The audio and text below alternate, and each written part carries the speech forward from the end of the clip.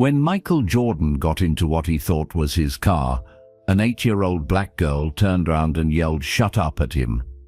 No one had spoken to the basketball legend like that in years. But this wasn't just any kid being rude. Her name was Amelia, and she was secretly working with Elon Musk to save her grandmother's life. You see, her grandmother Nina was dying from a heart condition, and regular surgery might not work. But Amelia had invented a medical device that could cure her completely. The problem? She was just a kid, and no adult doctor would take her seriously. Her grandmother didn't even know about the invention. Amelia was running out of time and needed someone famous to help her. So when Michael Jordan got in that car and started talking, she did the only thing she could think of to get his attention. What Amelia didn't know was that Michael already knew her grandmother from many years ago. So why did this brilliant little girl really tell Michael Jordan to shut up? And what was the shocking secret that could either save her family or tear them apart forever? Before we dive into this amazing story, make sure to hit that like button and comment below where you're watching from. Michael Jordan stepped out of the bright lights and into the cool Chicago evening. His ears were still ringing from the crowd inside the Children's Hospital charity event. 3 hours of handshakes, photos, and "Thank you, Mr. Jordan" had left him tired but happy. He'd raised over $2 million tonight for sick kids. Not bad for an old basketball player. The valet pointed to a sleek black car waiting at the curb. "Your ride, sir." Michael nodded and slid into the back seat. The leather was soft and warm. He sank back with a sigh and closed his eyes for a moment. The car smelled new, like fresh paint and expensive gadgets. Different from his usual ride, but maybe his driver had gotten an upgrade. "Good evening, James," Michael said to the driver without opening his eyes. "Take me home, please. It's been a long day." The engine started with a quiet hum, much quieter than normal. Michael opened his eyes and looked around. The inside of the car was filled with screens and buttons he'd never seen before. Strange blue lights glowed softly from the dashboard. This definitely wasn't his usual car. "Actually," Michael said, leaning forward, "this charity work never gets old. You know, James, I was thinking about that story I told tonight. About the first time I visited sick kids in the hospital. I was so nervous, I almost turned around and left. But this one little girl..." "Shut up." The words hit Michael like a slap. He froze, his mouth still open. The voice was small but fierce. It came from the front passenger seat. A child's voice. Michael blinked hard. Sure, he was hearing things. No one had spoken to him like that in 30 years. Not since he was a rookie getting yelled at by coaches. Slowly he leaned to the side to see who was sitting up front. A small head peeked over the back of the passenger seat. It was a little girl, maybe 8 years old. She had dark skin, bright brown eyes, and 2 neat braids tied with purple ribbons. She was staring right at him with the most serious expression he'd ever seen on a kid's face. "Excuse me?" Michael managed to say. The driver chuckled. That's when Michael got his second shock of the night. He knew that laugh. He looked at the man behind the wheel, and his jaw dropped. "Elon?" Michael said. "Elon Musk? What are you doing driving a car?" Elon Musk grinned at him in the rearview mirror. His eyes sparkled with mischief. "Hey, Michael, surprise. Sorry about the fake pickup. I needed to get your attention, but how did you..." "My driver." "Your driver, James, is fine," Elon said, making a smooth turn onto Lakeshore Drive. "He's getting paid double tonight to take the evening off." "Don't worry." Michael looked back at the little girl. She had turned around in her seat and was studying him carefully. Her expression was serious, almost like she was trying to solve a difficult math problem. "Who is this?" Michael asked, pointing at the girl. "Michael Jordan," Elon said proudly. Meet my engineering consultant, Amelia Washington. She's the smartest person I know. I'm 8, Amelia said matter-of-factly. You're 8, Michael repeated slowly, and you're Elon Musk's engineering consultant. That's right, Amelia said. She didn't smile or act shy like most kids did when they met him. She just kept staring at him with those serious brown eyes. Michael rubbed his forehead. Okay, I must be more tired than I thought. Elon, what's going on here? Why did you kidnap me? And why did this little girl tell me to shut up? Because grown-ups never listen, Amelia said before Elon could answer. They just talk and talk and talk. They think they know everything because they're big and old. Amelia, Elon said gently, remember what we practiced? The little girl took a deep breath. Sorry, Mr. Jordan. That was rude, but I needed to get your attention. Really get it. Not the fake attention you give to grown-ups when you're being polite. Michael stared at her. In all his years of fame, no one had ever called him out like this. Kids usually wanted autographs or pictures. They giggled and acted starstruck. This girl was looking at him like she could see right through him. Okay, Michael said slowly. You have my attention. What do you want? Amelia turned around completely in her seat so she could face him properly. I want your help, Mr. Jordan. But first, you need to understand something important. This isn't about basketball. This isn't about being famous. This is about something much bigger. The car was gliding smoothly through the Chicago streets now. Outside, the city lights blurred past the windows. But inside the car, Michael felt like time had stopped. There was something about this little girl that made him want to listen. Really listen. What kind of help, he asked. The kind where you have to choose between being safe and doing what's right, Amelia said. Her voice was steady, but Michael could hear something underneath it. Fear, maybe, or hope. The kind where you might lose things that are important to you. Elon caught Michael's eyes in the mirror again. She's been working on something incredible, Michael. Something that could change everything. But she needs more than just smart people to make it happen. She needs someone with influence, someone people trust, and someone who understands what it's like when people don't believe in you, Amelia added quietly. That hit Michael right in the chest.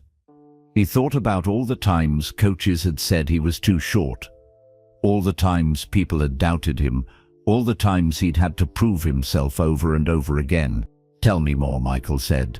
For the first time, Amelia smiled. It was a small smile, but it lit up her whole face. Thank you for listening, Mr. Jordan. Really listening. Now I know Grandma Nina was right about you. Grandma Nina? Michael asked, but something was already stirring in his memory. Something about that name. She said you were different from other famous people, Amelia continued. She said you actually cared about kids, not just about looking good for pictures. Elon made another turn, and Michael could see they were heading toward the downtown area. Toward what looked like one of those new tech buildings with all the glass and steel. Where are we going? Michael asked. Somewhere where I can show you what I've been working on, Amelia said, and somewhere where you can meet the person I'm trying to save. The word save hung in the air like a question mark. Michael felt his heart start beating faster. Whatever this was about, it was serious. Life and death serious. Amelia, he said carefully, why did you really tell me to shut up back there? The little girl looked out the window for a moment. When she looked back at him, her eyes were shiny with tears. She was trying not to cry. Because I've been disappointed by grown-ups before, she whispered. And I couldn't handle being disappointed by you too. Michael felt something twist in his chest. He'd heard those words before, in different ways from kids who'd lost faith in adults, but never directed at him so directly, never with such raw honesty. Amelia, he said gently, I'm here now. I'm listening. What do you need to tell me? The little girl wiped her eyes with the back of her hand and sat up straighter. "Okay, but you have to promise not to think I'm crazy."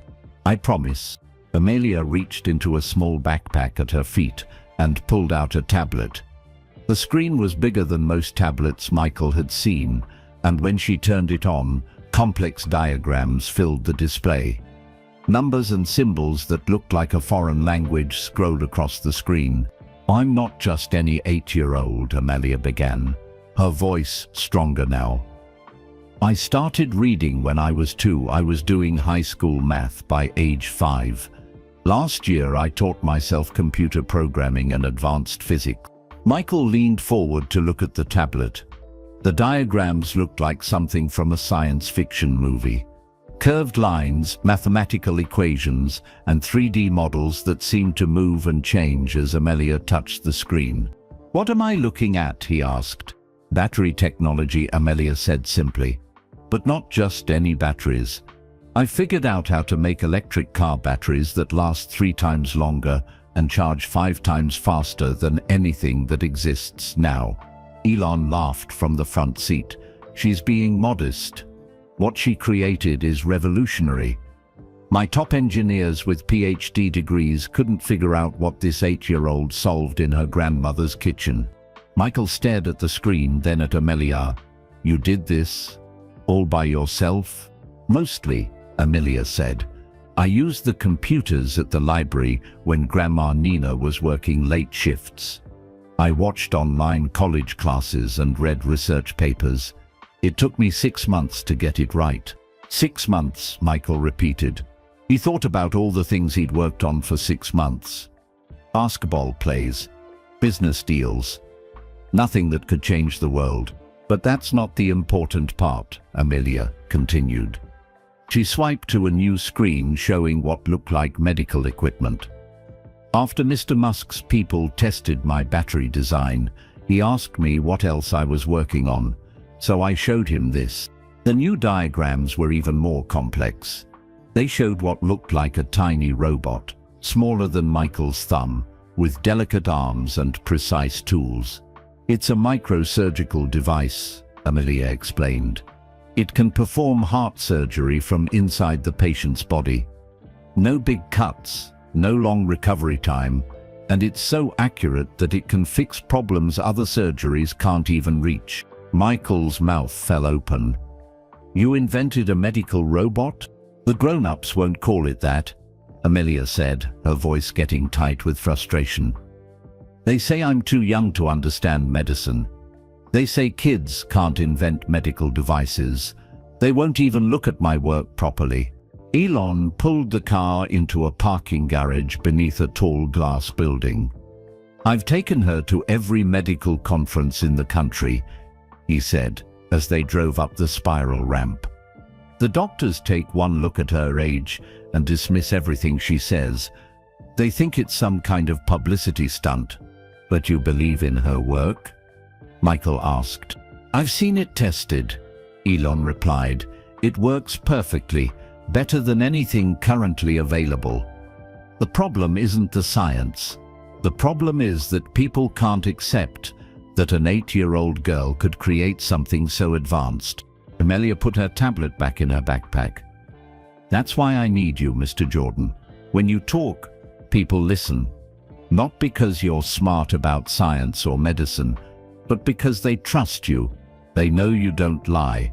The car stopped at a parking spot marked with Elon's name.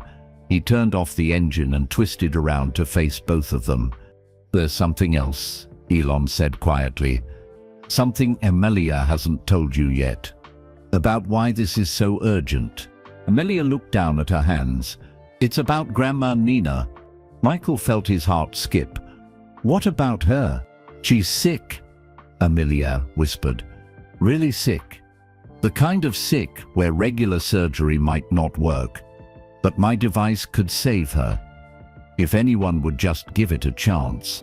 The parking garage was quiet except for the sound of Amelia's breathing. Michael could see she was trying not to cry again. "How sick?" he asked gently. "Her heart is failing," Amelia said. The doctors say she has maybe 6 months, maybe less. They want to try surgery, but it's dangerous. And even if it works, she might never be the same. Michael closed his eyes. He was starting to understand why Elon had picked him up tonight, why this little girl had told him to shut up. She wasn't just asking for help with her invention. She was asking him to help save the person she loved most in the world. "Amelia," he said carefully, "how do you know your device would work better than regular surgery?" "Because I designed it specifically for her condition," Amelia said, looking up at him with fierce determination. "I spent 2 years studying her exact problem. I know every detail of what's wrong with her heart. My device can fix it without any of the risks of regular surgery." "2 years?" Michael asked. "You've been working on this since you were 6? Amelia nodded. "I started when I first realized Grandma Nina was getting tired all the time. She tried to hide it from me, but I'm good at noticing patterns. I knew something was wrong." Michael felt a chill run down his spine. This little girl had been carrying this burden for 2 years, trying to save her grandmother while adults dismissed her as just a smart kid. "And the doctors won't even consider using your device?" he asked. "They say it's too experimental," Elon answered. "They say it needs years of testing. But Amelia doesn't have years. Her grandmother doesn't have years." Amelia reached over and touched Michael's hand. Her fingers were small and warm. "Mr. Jordan," she said, "Grandma Nina always told me that you were different from other famous people. She said you came to the hospital where she worked, and you didn't just take pictures and leave.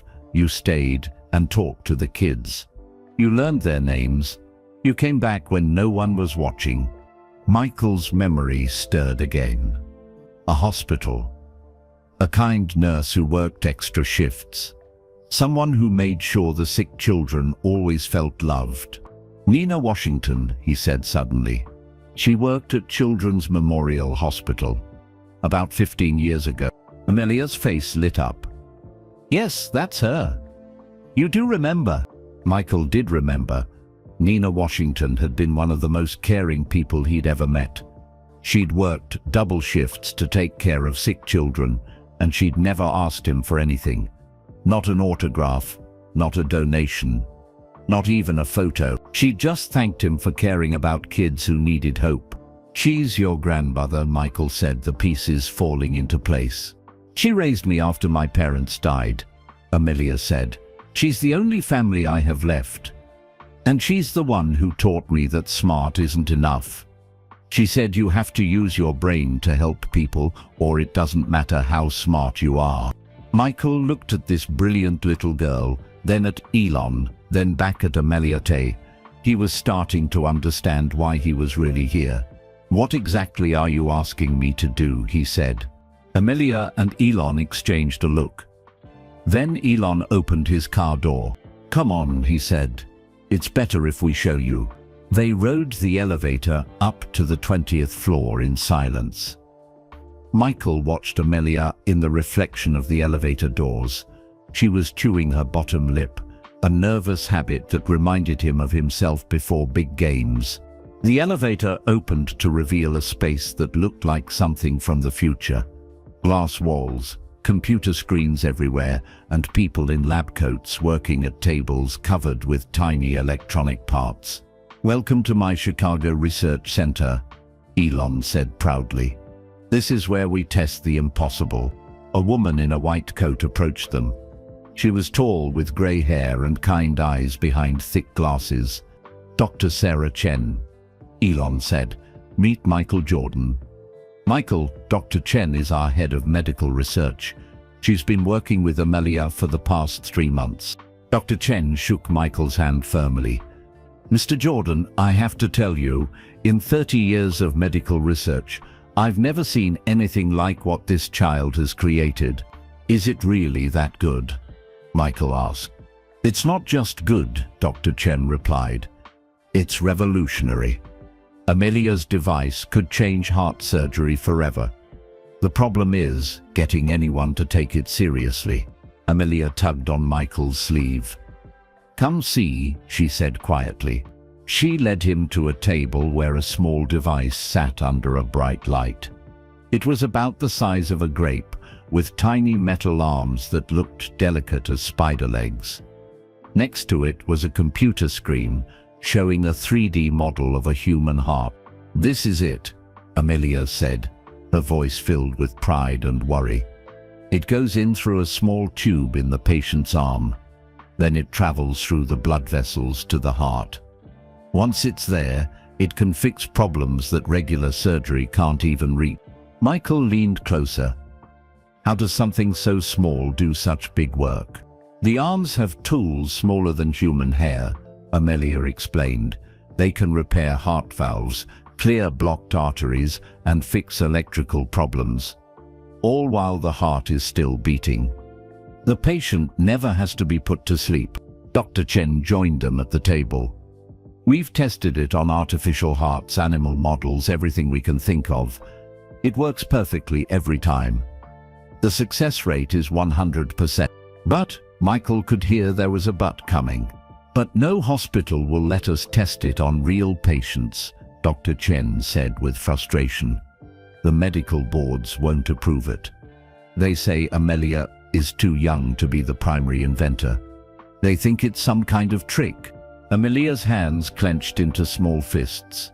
"They think Mr. Musk made it and put my name on it. They think I'm just a smart kid who memorized some science words." "So what does this have to do with me?" Michael asked, though he was starting to suspect the answer. Elon walked over carrying a folder thick with papers. "The medical community respects you, Michael. You've raised millions for children's hospitals. You've been involved with medical charities for years. If you endorse Amelia's work, people will pay attention." "You want me to tell doctors to use an untested medical device?" Michael asked carefully. "Not untested," Dr. Chen corrected. "We've done every test except human trials. And we can't get permission for human trials because the inventors are too unconventional." She made air quotes with her fingers. Amelia looked up at Michael with those serious brown eyes. "I'm not asking you to lie, Mr. Jordan. I'm asking you to look at the science and tell people what you see, just like you did with basketball. You didn't care if other people thought you were too short. You proved them wrong." Michael felt that familiar tightness in his chest, the feeling he got when someone challenged him. But this wasn't basketball. This was life and death. "Tell me more about your grandmother," he said to Amelia. Amelia's face softened. She reached into her backpack again and pulled out an old photograph. It showed a younger version of Nina Washington in a nurse's uniform, holding a small baby. "That's me when I was 6 months old," Amelia said. "After my parents died in the car accident, Grandma Nina took me home from the hospital. She was supposed to just watch me until social services found me a family, but she decided to keep me instead." Michael studied the photo. He could see the love in Nina's eyes as she looked down at the baby in her arms. "She worked 3 jobs to pay for my education," Amelia continued. "She took extra shifts at the hospital so she could buy me books and a computer. She never complained, not even when I kept her up all night asking questions about science. And she never told you she was getting sick. She tried to hide it. But I started noticing things. She got tired easier. She took longer breaks between shifts. Sometimes I caught her taking pills she thought I didn't see." Amelia's size got smaller. "I knew something was wrong, so I started studying her medical files." "You hacked into medical files?" Michael asked, surprised. "I asked her doctor questions," Amelia said. "I told him I was worried about Grandma Nina. He thought I was just a concerned granddaughter, so he explained her condition in simple terms. But I understood more than he thought I did." Elon opened the folder and showed Michael several medical reports. "Nina Washington has a rare heart condition called restrictive cardiomyopathy. Her heart muscle is getting stiff and can't pump blood properly. Traditional surgery has a 50-50 success rate, and even if it works, patients often have complications for the rest of their lives. But Amelia's device could fix it completely. Michael asked. Dr. Chen nodded. With minimal risk and full recovery, the device would repair the heart muscle at the cellular level. Nina could go back to living a completely normal life. Michael looked at the medical reports, then at the tiny device on the table, then at Amelia's hopeful face. Everything seemed impossible, but somehow it all made sense. "There's something I need to know," Michael said to Amelia. "Why me?" "Really? You could ask any celebrity to help you. Why did you choose me specifically?" Amelia was quiet for a long moment. Then she reached into a backpack one more time and pulled out another old photograph. This one was a newspaper clipping from 1995. The headline read, "Basketball star visits sick children." In the photo, Michael was sitting on a hospital bed reading to a group of children. In the background, barely visible, was a young nurse organizing medical equipment. Michael recognized her immediately. It was Nina Washington, 15 years younger but with the same kind eyes. "Grandma Nina kept this picture all these years," Amelia said softly. "She said you were the only famous person who ever came back when the cameras weren't there. She said you learned the children's names and asked about their families. She said you cared about people, not just about looking good." Michael remembered that day perfectly now. He'd planned to stay for an hour, but he'd ended up spending the whole afternoon. The children had been so brave, so hopeful despite their illnesses, and Nina Washington had worked quietly in the background, making sure every child felt special. "She talked about you sometimes," Amelia continued. "When I was little and got frustrated because people didn't take me seriously, she'd tell me about Michael Jordan. She'd say that you never gave up even when people doubted you. She said if I worked as hard as Michael Jordan, I could change the world too." Michael felt his throat get tight. He looked around the research lab, at all the brilliant people who believed in this little girl. Then he looked back at Amelia, who was waiting for his answer with the patience of someone much older than 8. "What exactly would I need to do?" he asked. Amelia took a deep breath before answering. "I need you to come with me to meet the medical board next Tuesday. They've already said no to Mr. Musk 3 times. They've said no to Dr. Chen twice. But they've never had to say no to Michael Jordan." Michael felt his stomach tighten. "A medical board meeting?" "The Chicago Medical Review Committee," Dr. Chen explained. "They decide which experimental treatments can be tested in local hospitals. If they approve Amelia's device for human trials, we could start helping patients within weeks. And if they don't approve it?" Amelia's voice got very small. "Then Grandma Nina will have to try regular surgery, and she might not make it." The room went quiet except for the hum of computers and medical equipment. Michael could feel everyone watching him, waiting for his decision. But there was something else bothering him, something that didn't quite add up. "Amelia," he said gently, "how long have you known about your grandmother's condition?" 2 years, she answered quickly. "I told you that already. But when did you know it was getting worse? When did you know she only had 6 months left?" Amelia looked down at her feet. "A few weeks ago." "A few weeks?" Michael pressed. "That's very recent. So why didn't you ask for my help sooner? Why wait until now?" Elon and Dr. Chen exchanged worried glances.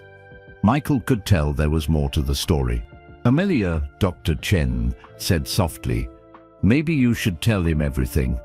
Amelia walked over to one of the lab tables and sat down on a tall stool. Her legs swung back and forth, not quite reaching the floor. For the first time since Michael met her, she looked like the 8-year-old child she really was. "The truth is," Amelia began, "Grandma Nina doesn't know I'm here tonight." Michael blinked. "She doesn't know? She doesn't know about any of this." Amelia continued, gesturing around the lab. "She doesn't know I've been working with Mr. Musk. She doesn't know I invented the Ledial device. She doesn't even know that I know how sick she really is. Oh, Amelia, Dr. Chen whispered. She thinks I'm at my friend Maya's house having a sleepover, Amelia said, her voice starting to crack. Maya's mom is covering for me. She's the only grown-up who knew what I was planning. Michael sat down on another stool so he could be at eye level with Amelia. Why keep it secret from your grandmother? Because she won't let me help her, Amelia said, tears starting to fall.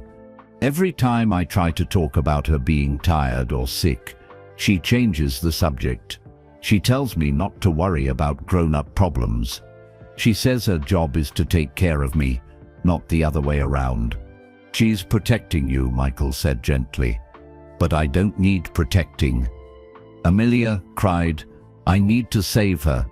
She's the only family I have left. If she dies, I'll have nobody. The words hit Michael like a punch to the chest. This brilliant little girl had been carrying this enormous secret for months. She'd been working with some of the smartest people in the world, trying to save the person she loved most, and she'd been doing it all alone. Amelia, he said carefully, what happens if your grandmother finds out what you've been doing? She'll be mad, Amelia admitted. Really mad. She'll think I've been lying to her. She'll think I don't trust her to handle her own problems.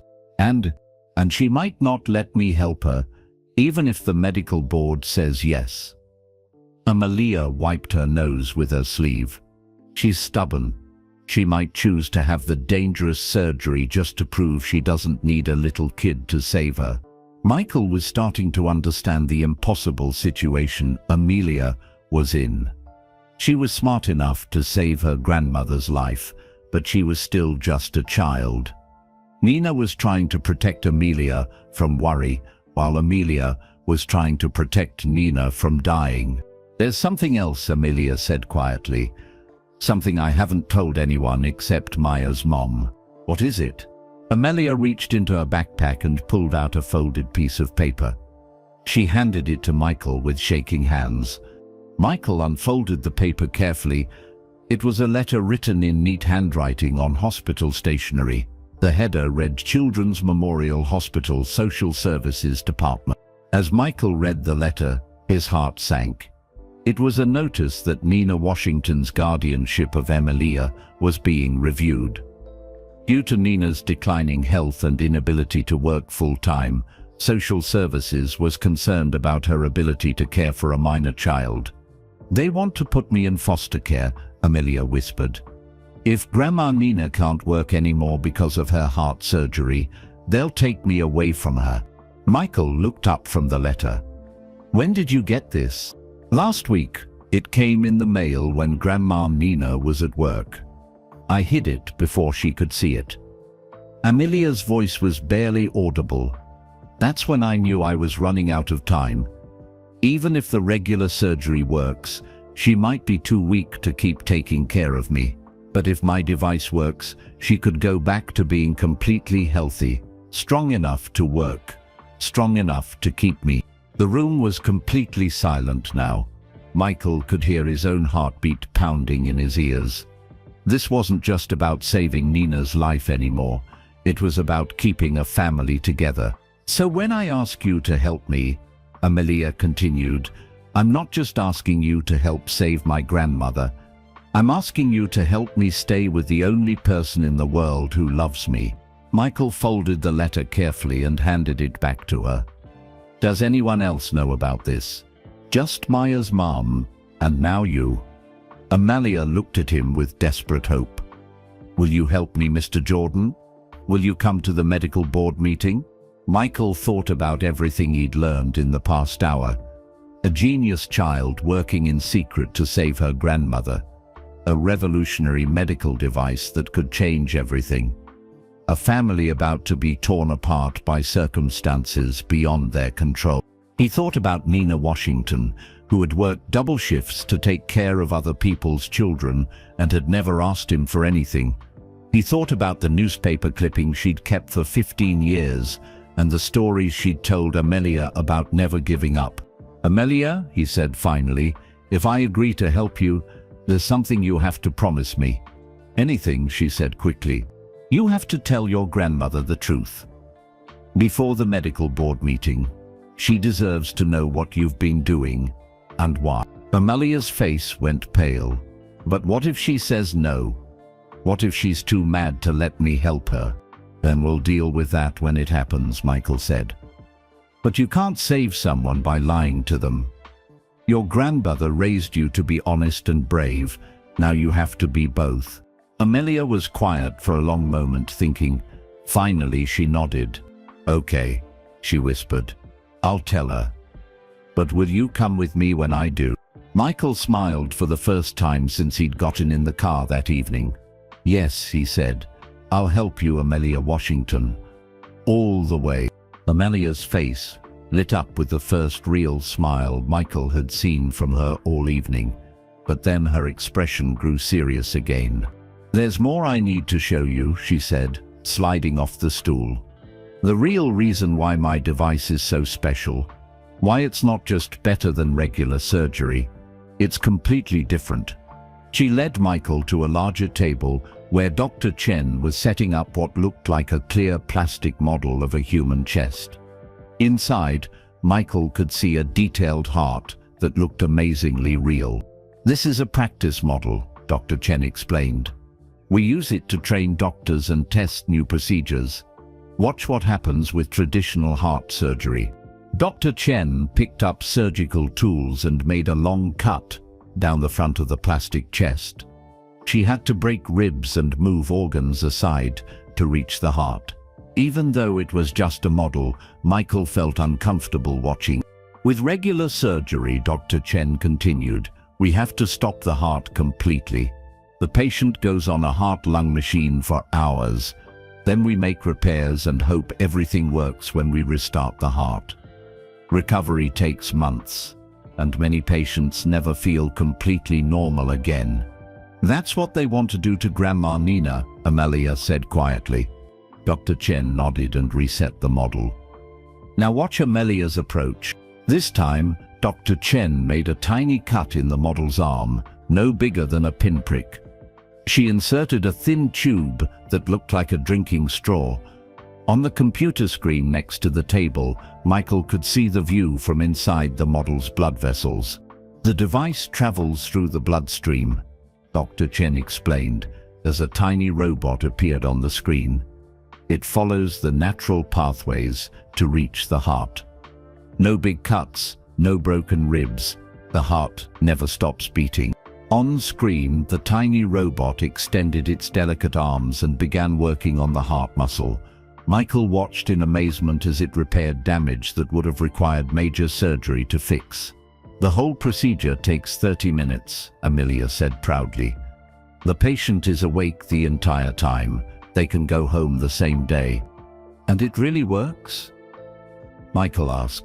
"We've tested it 50 times on models like this," Dr. Chen said. "We've tested it on donated hearts from people who died of other causes.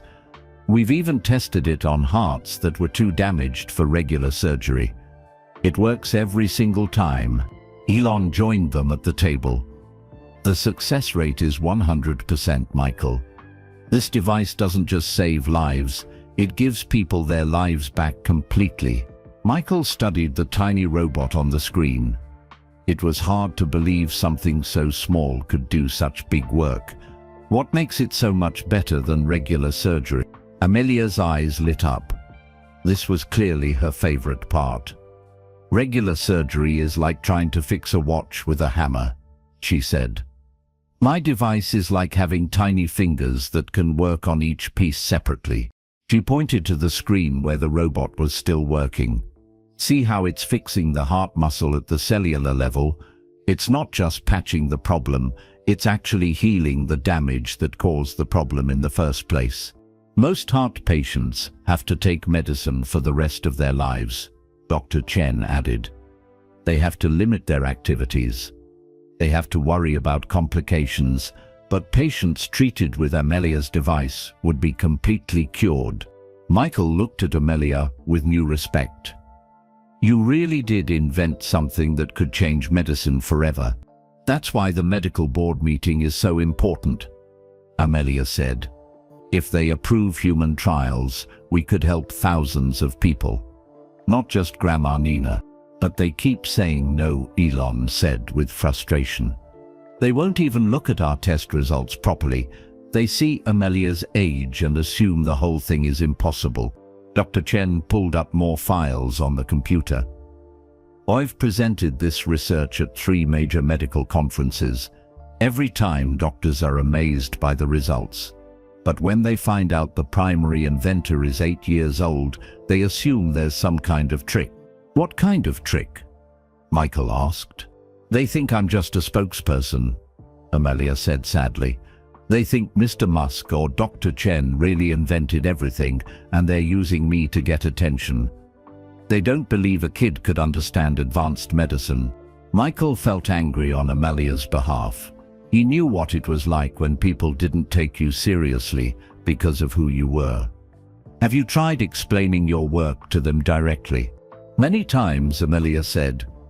But they ask me questions like I'm taking a test.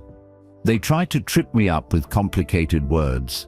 When I answer correctly, they think I just memorized smart-sounding phrases. It's incredibly frustrating, Dr. Chen said. I've been a doctor for 30 years and I can barely keep up with Amelia's explanations of her own invention. But the medical board treats her like she's playing dress-up as a scientist. Elon leaned against the table. That's where you come in, Michael. The medical board respects you. You've donated millions to hospitals. You've worked with children's charities for decades. If you tell them this device is worth testing, they'll listen. But I'm not a doctor, Michael said. I don't understand medical science like you do. You don't need to understand the science, Amelia said earnestly.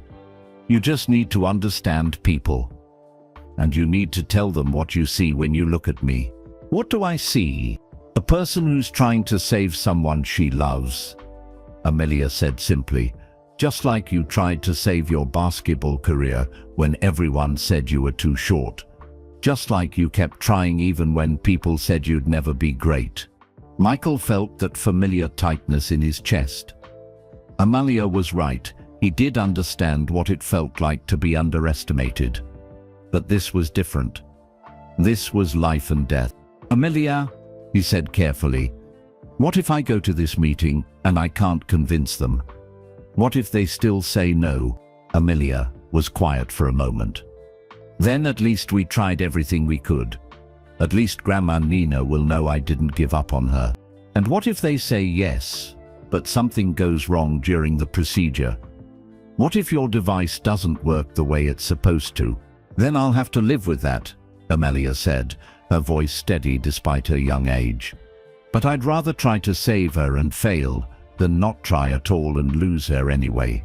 Michael looked around the lab at all the brilliant people who believed in this little girl. He thought about Nina Washington working extra shifts to buy Amelia books and computers. He thought about the social services letter that could tear their family apart. There's something I need to know, Michael said. If I agree to do this, what exactly will happen at the medical board meeting? Dr. Chen answered first. We'll present all our research and test results. We'll show them videos of the device working perfectly. We'll explain why human trials are the logical next step. And then, Michael asked, then you'll speak, Elon said. You'll tell them why this matters. You'll help them understand that some risks are worth taking when the potential benefits are so great. Amelia walked closer to Michael. Mr. Jordan, I know this is scary. I know you're worried about what might happen if something goes wrong. But can I tell you something Grandma Nina taught me? Michael nodded. She said that the biggest risk in life isn't trying something difficult and failing. The biggest risk is not trying at all and spending the rest of your life wondering what could have been. Michael felt tears sting his eyes. That sounded exactly like something Nina Washington would say. Kind but strong, gentle but brave. When is this medical board meeting? He asked. Tuesday at 10 in the morning, Amelia said hopefully. And we're going to tell your grandmother everything before then? Sunday evening, Amelia promised. Right after she gets home from work. Michael took a deep breath. He thought about all the risks, his reputation, his business relationships, the possibility that something could go wrong. Then he thought about an 8-year-old girl who had spent 2 years trying to save the person she loved most in the world. Okay, he said, I'll do it. But first, we're going to visit your grandmother together. I want to see Nina Washington again. I want to tell her what an amazing granddaughter she's raised. Amelia threw her arms around Michael's waist and hugged him tight. Thank you, she whispered. Thank you for believing in me. Michael hugged her back, hoping he was making the right choice. The drive home was quiet. Elon had dropped Michael at his house just after midnight, and now Michael sat in his study staring at the business cards Dr. Chen had given him. Contact information for medical experts. Research papers about Amelia's device. Everything he needed to understand what he was getting into. But understanding the science wasn't his biggest worry. His biggest worry was the phone call he knew he had to make. Michael picked up his phone and dialed a number he knew by heart. David, it's Michael. I know it's late, but I need to talk. David Stern had been Michael's business manager for 20 years. He was smart, careful, and always looked out for Michael's best interests. He was also going to hate what Michael was about to tell him. Michael? It's almost 1 in the morning. Are you okay? I need your advice about something, Michael said.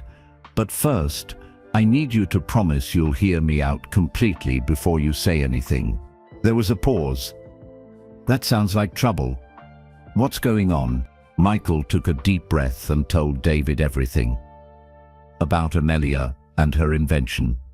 About Nina Washington and her heart condition. About the medical board meeting on Tuesday. When he finished, the phone was silent for a long moment. Michael, David said finally, please tell me you're joking. I'm not joking. You want to endorse an untested medical device invented by an 8-year-old girl. It's not untested. They've run 50 successful trials on plastic models. David's voice was getting higher. Michael, do you understand what could happen if something goes wrong? If this device fails and someone gets hurt? And do you understand what will happen if we do nothing? Michael shot back. A good woman will die, and a brilliant child will lose the only family she has left. David sighed heavily. Michael, I understand you want to help, but there are other ways. You could pay for the woman's surgery. You could hire the best doctors in the world. You don't have to risk your entire reputation on an experimental device. Michael walked to his window and looked out at the Chicago skyline. David, what's the point of having a reputation if you don't use it to help people? Your reputation is what allows you to help people, David argued. You've raised hundreds of millions for charity. You've built schools and hospitals. If you damage your credibility with this, you might not be able to help anyone in the future. Michael knew David was right about the risks. His endorsement deals, his business partnerships, his charitable work, all of it could be affected if things went wrong. What are the lawyers saying? Michael asked. I haven't called them yet, but I can guess. They'll want you to stay far away from this. The liability issues alone are enormous. Michael closed his eyes, set up a conference call for tomorrow morning. I want to hear what everyone has to say. But David, I'm not changing my mind. I'm going to help this little girl. Michael, good night, David. Michael hung up the phone and sat back down at his desk. He opened his laptop and started researching everything he could find about heart surgery, medical devices, and the approval process for experimental treatments. He read for hours. Medical journals, research papers, news articles about other breakthrough devices that had changed medicine. The more he read, the more convinced he became that Amelia's invention could truly revolutionize healthcare. But he also read about devices that had failed. treatments that had seemed promising in testing but had caused problems in real patients. The medical establishment was careful for good reason. At 3 in the morning, Michael's phone rang. The caller ID showed his daughter's number. "Dad? I just got off the phone with Uncle David. He's worried about you." Michael smiled despite his exhaustion. David always called his children when he was concerned about Michael's decisions. "I'm fine, honey." "Are you really going to endorse some medical device invented by a kid?" Michael explained the whole story to his daughter, just like he had to David. But her reaction was different. "Dad, this little girl sounds incredible. And you remember the nurse, the one who took care of me when I broke my arm?"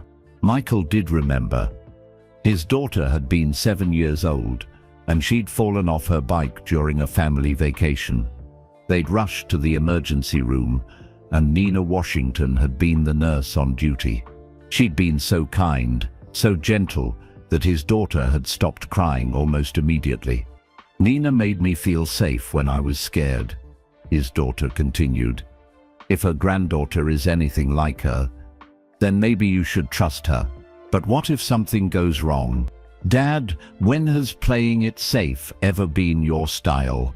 You became the greatest basketball player in the world by taking risks other people wouldn't take." Michael felt some of the tension leave his shoulders. "This is different, though. This isn't just about me." "Exactly, it's about helping someone else. That's even more important than basketball, isn't it?" After talking to his daughter, Michael felt more confident about his decision, but he still couldn't sleep. He kept thinking about everything that could go wrong. The next morning, the conference call with his advisors was exactly as bad as he'd expected. His lawyers listed every possible legal problem. His publicist worried about media backlash. His business partners expressed concern about their deals with him. Even his closest friends thought he was making a mistake. "Michael," his publicist said, "what if this device fails and someone dies? You'll be blamed for promoting it. Your career could be over. And what if it works perfectly and saves thousands of lives?" Michael replied, "What if we miss the chance to support something that could change medicine forever?" "That's not your responsibility," one of his lawyers said. "You're not a doctor. You're not a medical researcher. Your job is to protect your brand and your business interests." Michael thought about Amelia working alone in her grandmother's kitchen, trying to save the only person who loved her. He thought about Nina Washington working double shifts to buy her granddaughter books and computers. "My job," Michael said firmly, "is to do what's right, and helping this little girl is right." The call ended with everyone still worried, but Michael's mind was made up. He was going to the medical board meeting, and he was going to do everything he could to help Amelia. Sunday evening came faster than Michael expected. He drove to Nina Washington's apartment building, feeling nervous in a way he hadn't felt since his rookie year. Amelia met him in the lobby. She looked scared but determined. "Are you ready for this?" Michael asked. "No," Amelia said honestly. "But Grandma Nina always says you don't have to feel ready to do the right thing. You just have to do it anyway." They rode the elevator to the 3rd floor in silence. When they reached Nina's door, Amelia took a deep breath and knocked. "Grandma Nina, I'm home, and I brought someone to see you."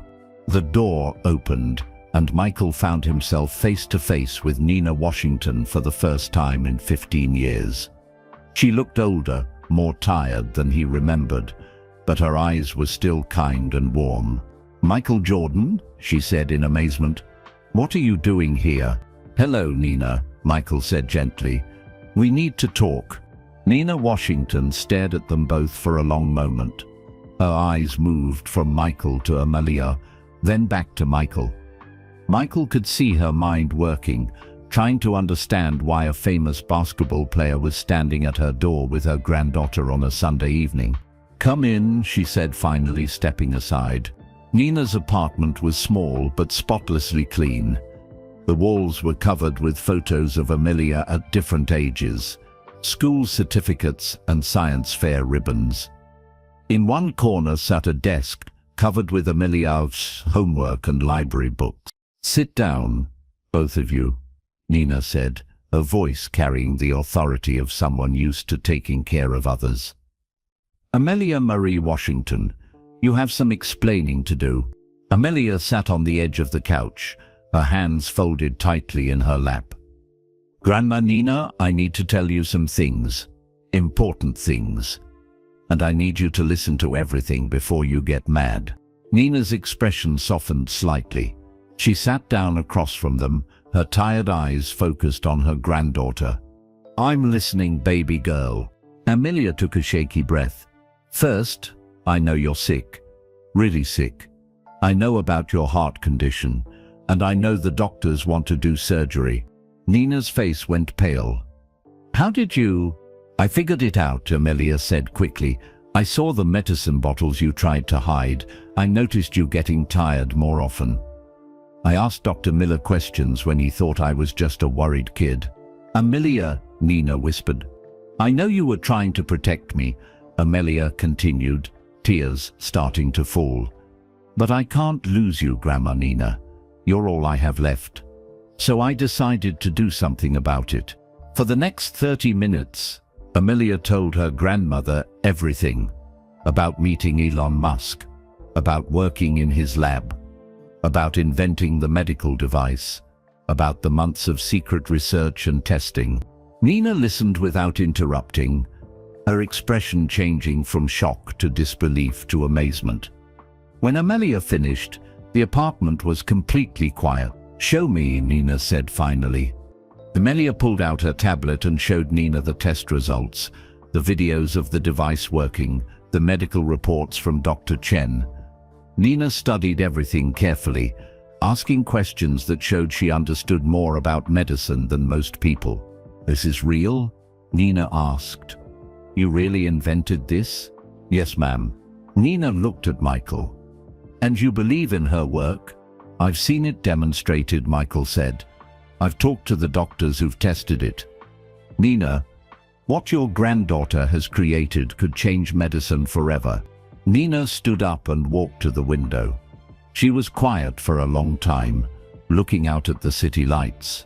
"Amelia," she said without turning around, "do you understand what you've done?"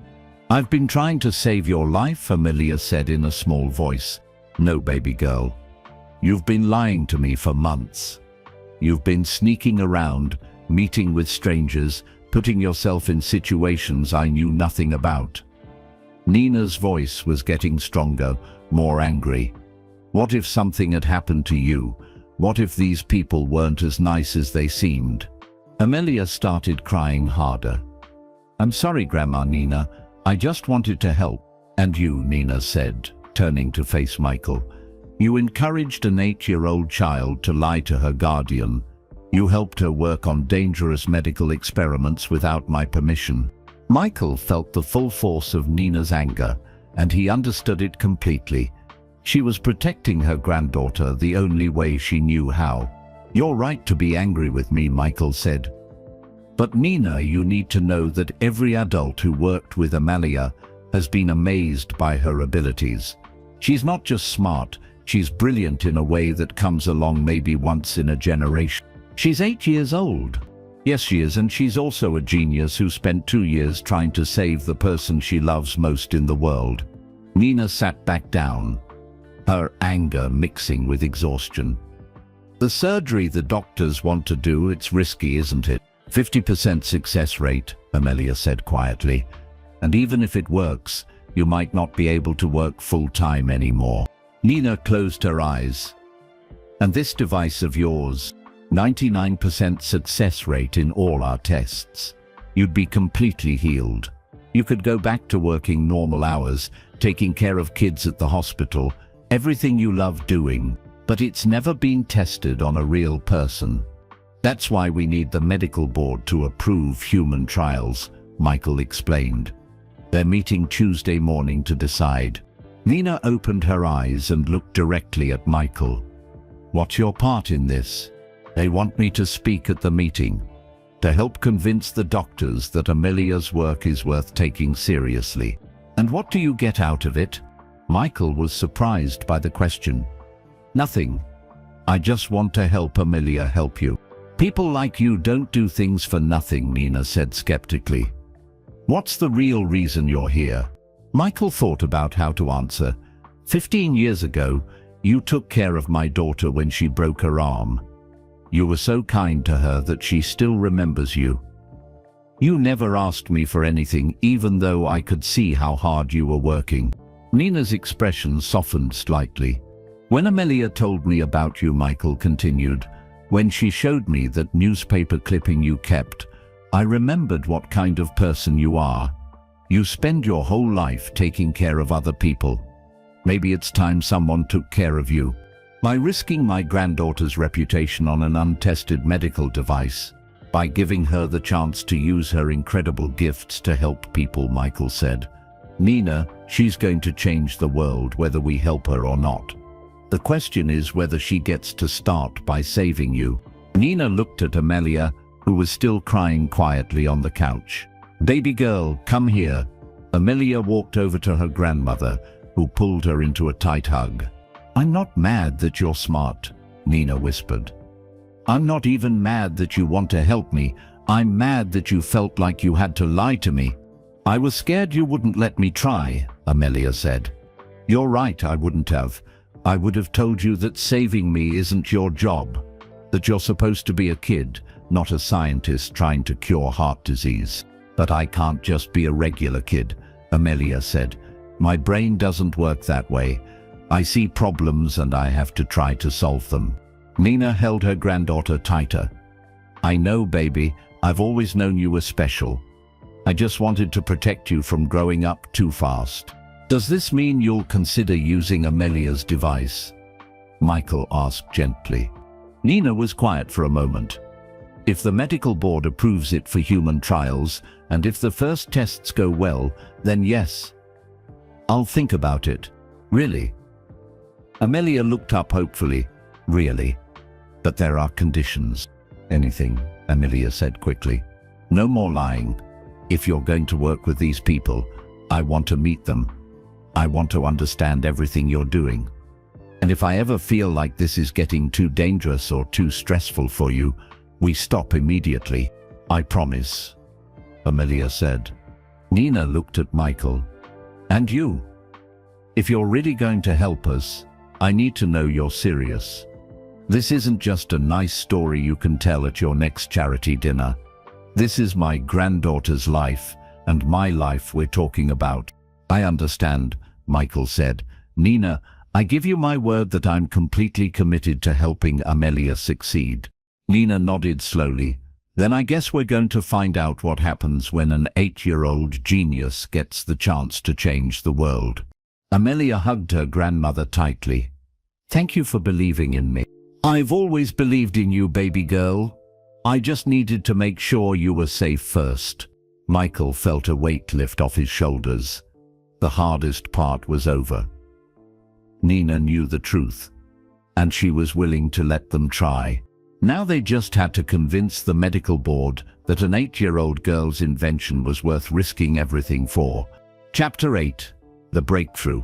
Now they just had to convince the medical board that an 8-year-old girl's invention was worth risking everything for. Tuesday morning arrived grey and drizzly.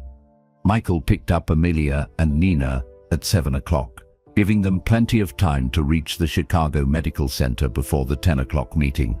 In the car, Nina held Amelia's hand tightly.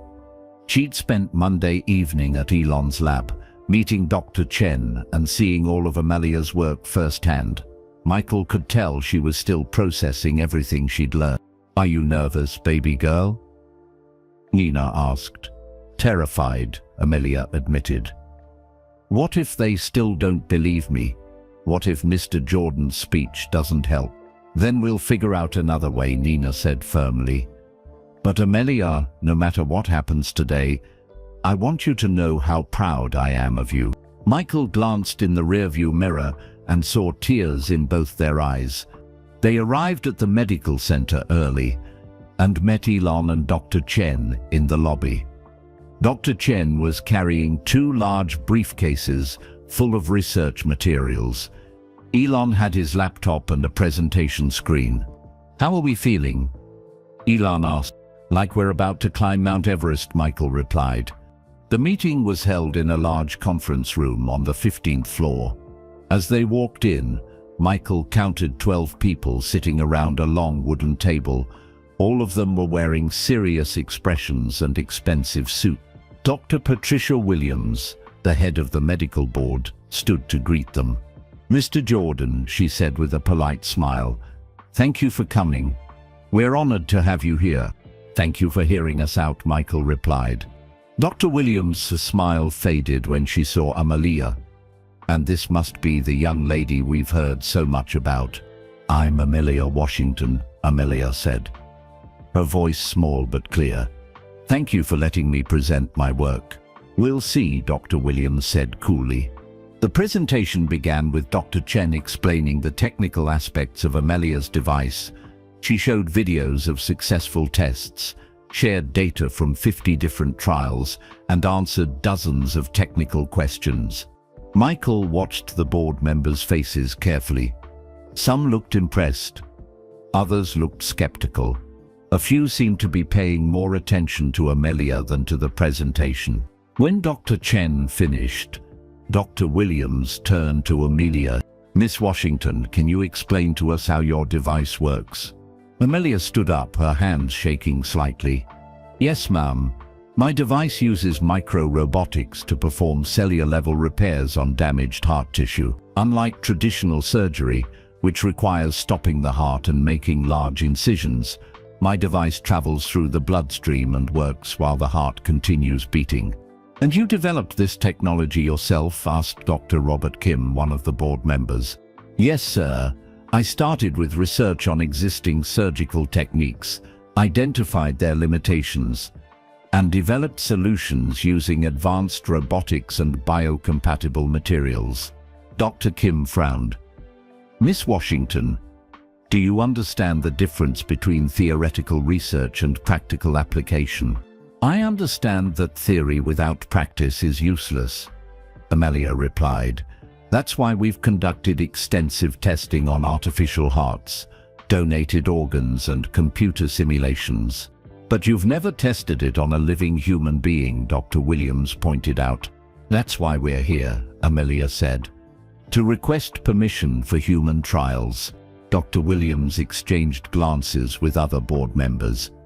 "Miss Washington, with all due respect, you're 8 years old. Medical device development typically requires teams of PhD-level researchers working for years. Age doesn't determine ability," Amelia said quietly. "My device works regardless of how old I am. But medical procedures require extensive experience and judgment that comes only with years of training," Dr. Kim argued. Michael could see Amelia starting to get frustrated. Her hands were clenched into fists, and her voice was getting tighter. "I have years of training," Amelia said. "I've been studying medicine and engineering since I was 6. I've read thousands of research papers. I've analyzed every existing heart surgery technique." "Reading papers isn't the same as medical school," Dr. Williams said dismissively. That's when Michael stood up. "Excuse me," he said. "May I say something?" Dr. Williams looked surprised. "Of course. Mr. Jordan, that's why you're here." Michael walked to the front of the room, his heart pounding. He thought about all the times people had doubted him because he was too short for basketball. He thought about Nina Washington working double shifts to support her granddaughter's dreams. "Dr. Williams, Dr. Kim, members of the board," he began. "I'm not a doctor, I'm not a scientist, but I am someone who understands what it means to be underestimated." The room was completely quiet. "When I was young, coaches told me I was too short to play professional basketball. They said I didn't have the right build, the right skills, the right experience. They were wrong."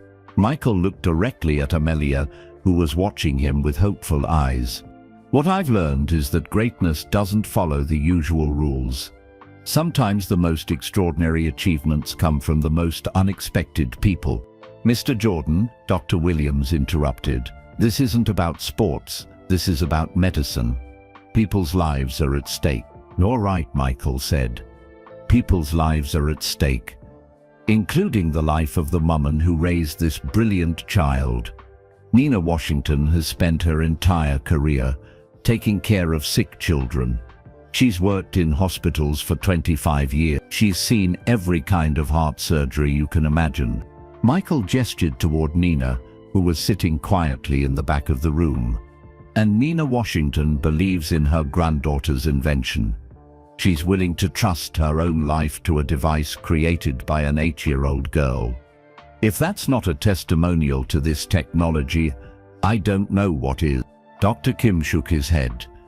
Mr. Jordan, emotional appeals don't change medical facts. Then let's talk about medical facts, Michael replied. He picked up one of Dr. Chen's reports. 50 successful tests, 0 failures, 100% accuracy rate, results that are better than any existing heart surgery technique. He set the report down and looked around the room. The facts support Amelia's work. The only thing standing in the way is your unwillingness to believe that someone her age could achieve something this remarkable. It's not about belief, Dr. Williams said firmly. It's about safety protocols and established procedures. And what about the safety of doing nothing? Michael asked. What about the patients who will die waiting for you to approve a treatment that could save them? The room fell silent again. Michael could see some board members reconsidering their positions. I'm not asking you to abandon your standards, Michael continued. I'm asking you to look at the evidence with an open mind. To consider that maybe, just maybe, an 8-year-old genius has figured out something that the rest of us missed. He walked back to his seat, his heart still pounding. Dr. Williams called for a 15-minute break. The board members filed out of the room to discuss privately. During the break, Amelia sat next to Michael. That was amazing, she whispered. Thank you. We're not done yet, Michael said. But whatever happens, you should be proud of what you've accomplished. When the board returned, Dr. Williams looked serious. After careful consideration, she announced, the Chicago Medical Review Board has decided to approve limited human trials for the Washington cardiac repair device. Amelia gasped. Nina started crying. Even Elon looked surprised. However, Dr. Williams continued, we have strict conditions. The trials will be limited to 5 patients.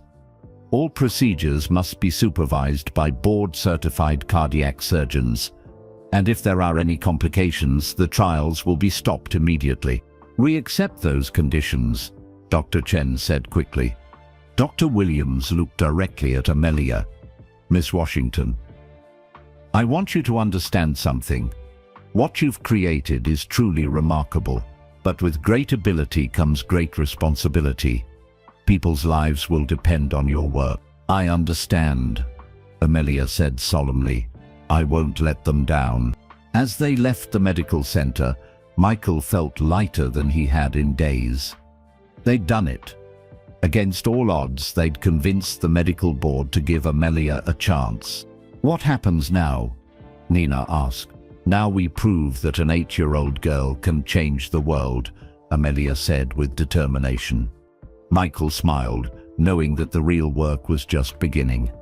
The next 3 weeks passed in a blur of preparation. The first human trial was scheduled for Friday morning, and Nina Washington would be the first patient to test Amelia's device. Michael visited the hospital every day, watching Amelia work with the surgical team. She answered their questions with the patience of someone much older, explaining every detail of her invention until even the most skeptical doctors understood how it worked. Dr. Martinez, the head surgeon, had been against the trial from the beginning, but after working with Amelia for 2 weeks, his opinion changed completely. I've been performing heart surgery for 20 years, he told Michael one afternoon. This 8-year-old girl understands the human heart better than most of my colleagues. But as Friday approached, Amelia became quieter and more nervous. Michael found her sitting alone in the hospital cafeteria Thursday evening, staring at her untouched dinner. "Worried about tomorrow?" he asked, sitting down across from her. Amelia nodded without looking up. "What if something goes wrong? What if I made a mistake somewhere? What if Grandma Nina gets hurt because I was too confident about my invention?" Michael reached across the table and gently lifted her chin so she was looking at him. "Amelia, do you remember that first night in the car when you told me to shut up?" A small smile appeared on her face. "Yes." "You want to tell me the real reason you said that?" Amelia was quiet for a moment. Then she took a deep breath. "I was testing you," she admitted. "I'd been thinking about that moment for months. I knew I'd only get one chance to meet you, and I had to know if you were really different from other adults." "Different how?" "Most grown-ups hear what they want to hear. They smile and nod and say nice things, but they're not really listening. I needed to shock you into paying attention, real attention." Michael leaned back in his chair. "And telling me to shut up was your way of testing whether I'd really listen. Grandma Nina always told me stories about you. She said you came to the hospital when I was little, but I don't remember because I was too young. She said you were the only famous person who ever asked about the nurses and the janitors and the people who worked behind the scenes." Amelia picked up a French fry and turned it over in her hands without eating it. "She said you cared about everyone, not just the important people.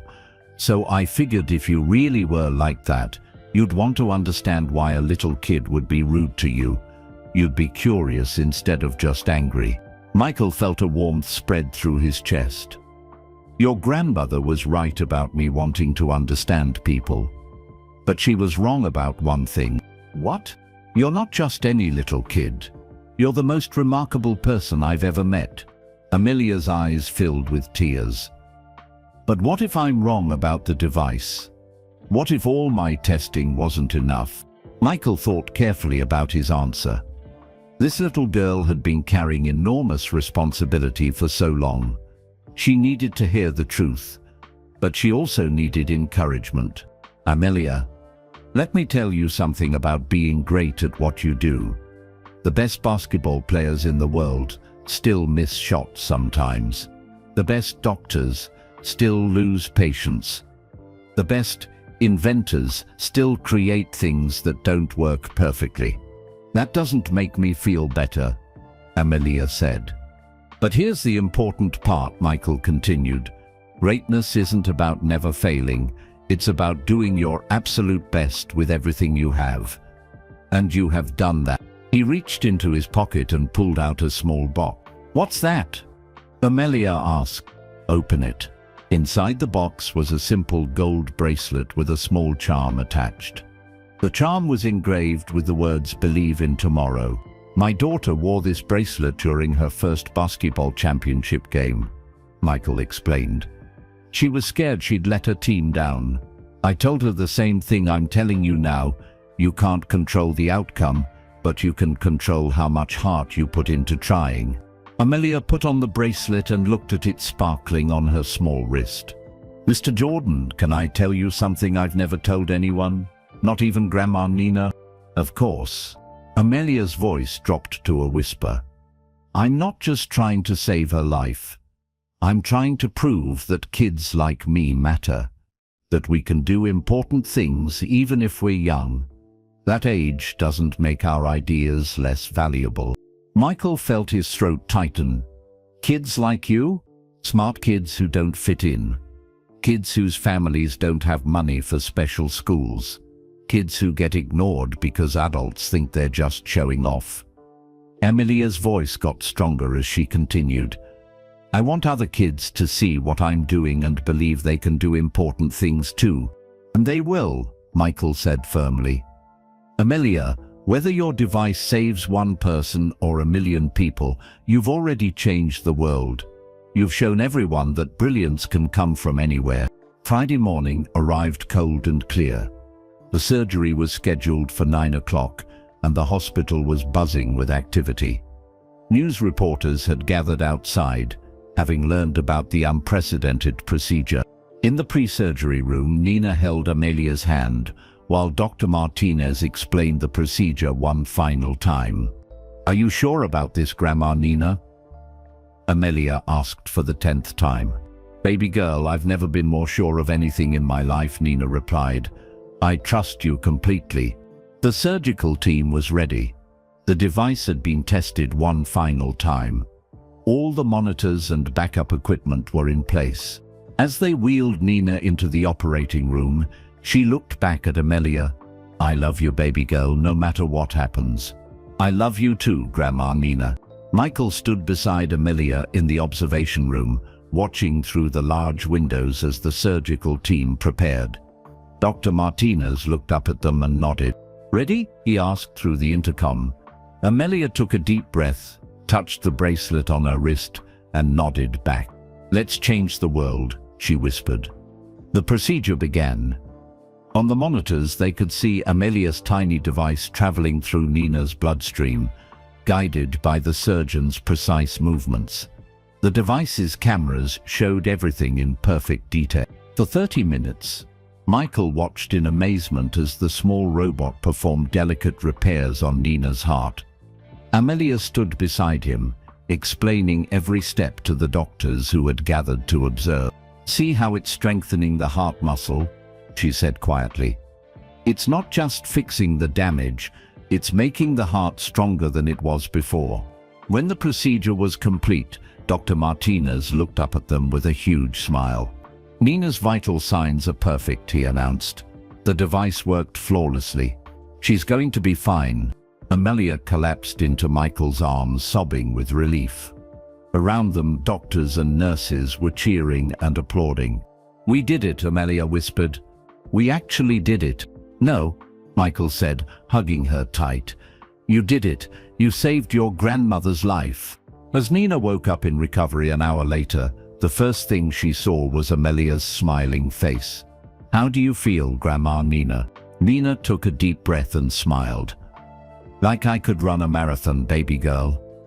Like I could do anything." And for the first time in years, Michael believed she probably could. 6 months later, Michael stood in the gymnasium of Lincoln Elementary School, watching Amelia teach a group of 4th graders about the human heart. She held up a plastic model, pointing to different parts as 25 eager faces stared up at her. "The heart has 4 chambers," Amelia explained, her voice clear and confident. "Think of it like a house with 4 rooms. Each room has a special job to help blood flow through your body." A boy in the front row raised his hand. "How did you learn so much about hearts when you're only 9? Amelia smiled. "The same way you learn anything else. I read books, I asked questions, and I never stopped being curious. The most important thing is that you don't have to wait until you're grown up to start learning about things you care about." Michael felt proud watching her. In the months since Nina's successful surgery, Amelia had become something of a celebrity in the medical world. Her device had been used successfully in 15 more patients, with perfect results every time. Major hospitals were requesting training on the technology, and medical schools were asking her to speak at their conferences. But what made Michael proudest was how Amelia used her fame. Instead of just enjoying the attention, she had insisted on starting programs to help other young people explore science and medicine. "Who here likes to fix things when they're broken?" Amelia asked the class. Half the hands in the room shot up. "Then you might be interested in becoming an engineer or a doctor. Both jobs are about fixing things. Engineers fix machines, and doctors help fix people." After the presentation, Michael walked with Amelia to the hospital where Nina worked. They did this every Friday afternoon, visiting the children's ward where Nina had returned to work part-time. "How are you feeling about the interview tomorrow?" Michael asked as they walked. Tomorrow, Amelia was scheduled to appear on a national television show to talk about her invention and her new foundation for young scientists. "Nervous but excited," Amelia replied.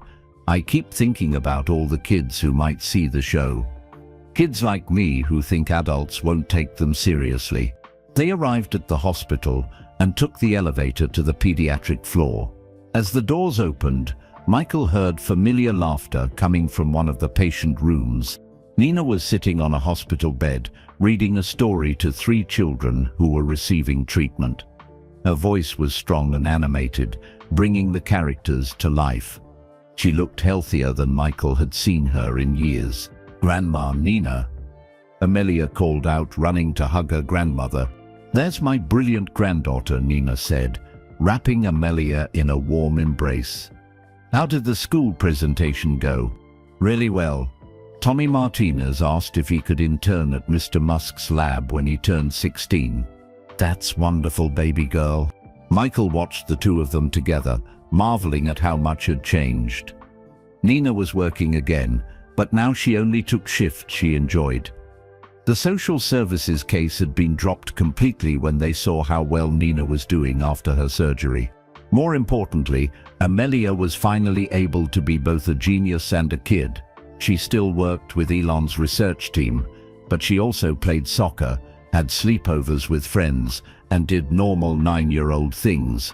Mr. Jordan, one of the young patients, called out, "Are you really friends with Amelia?" "I am," Michael replied, sitting down on the edge of the bed. "She's one of my best friends. She's famous for being super smart," the little girl said. "I want to be famous for being super smart too."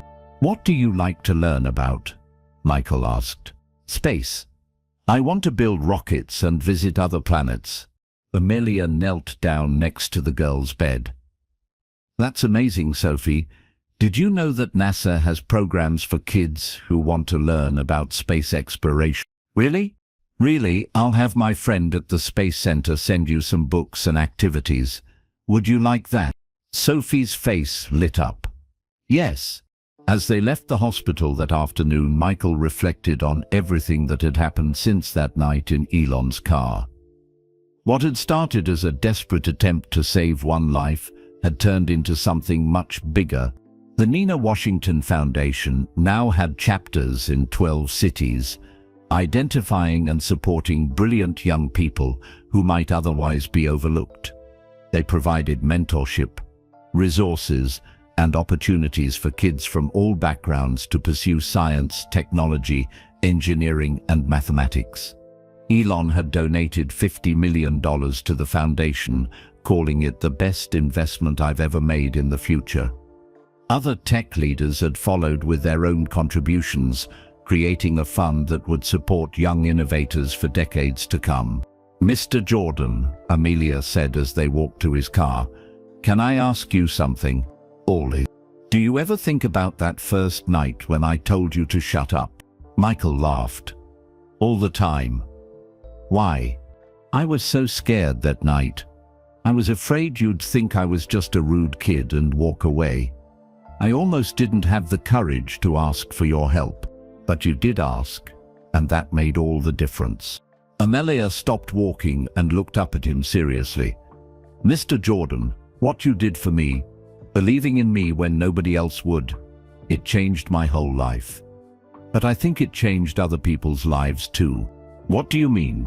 "All those kids I talk to now, the ones who think they're too young or too different to matter, they listen to me because they know someone believed in me first.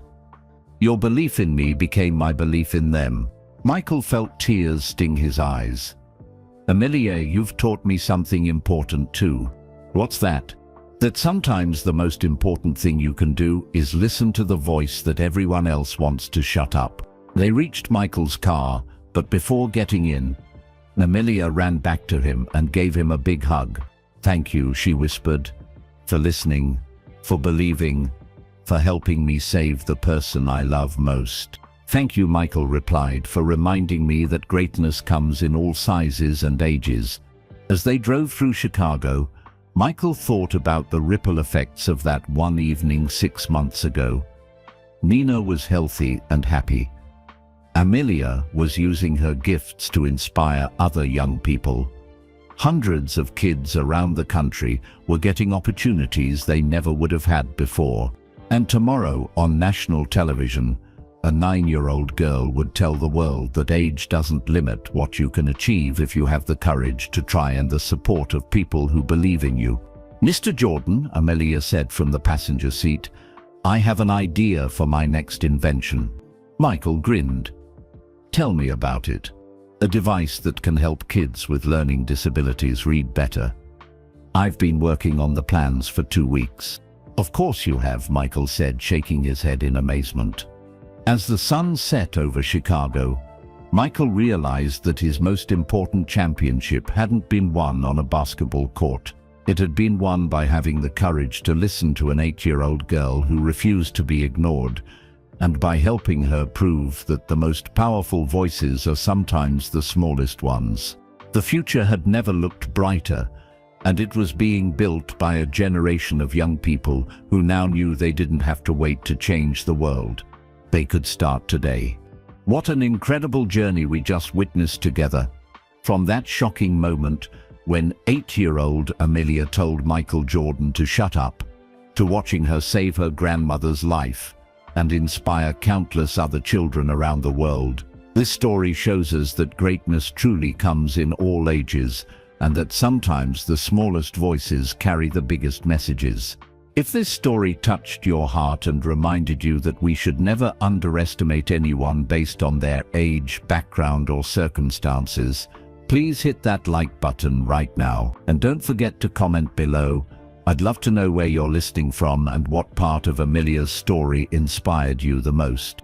Make sure to subscribe to our channel and hit that notification bell, because we're on a mission to spread kindness and share stories that prove ordinary people can do extraordinary things. Your subscription helps us reach more people who need to hear these powerful messages of hope and determination. And speaking of inspiring stories, there's an amazing video appearing on your screen right now that you absolutely need to watch next. Click on it to discover another incredible tale that will restore your faith in the power of human kindness and determination. Trust me, you don't want to miss it. Until next time, remember, never let anyone tell you that you're too young, too small, or too different to change the world. Keep believing, keep trying, and keep spreading kindness wherever you go.